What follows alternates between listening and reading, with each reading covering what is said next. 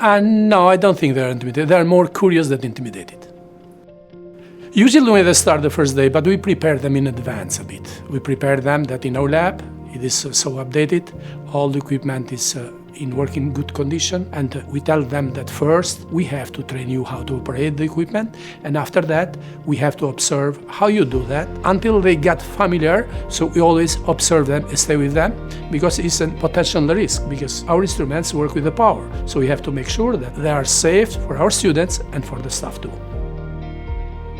Okay, this is a bit this emotional moment for them, because you know that you thinking first, some of them are very sensitive and are thinking that are hurting somebody. But that's the reason that before you go in the real arm, we have to be sure that everybody is perfect in the artificial arms.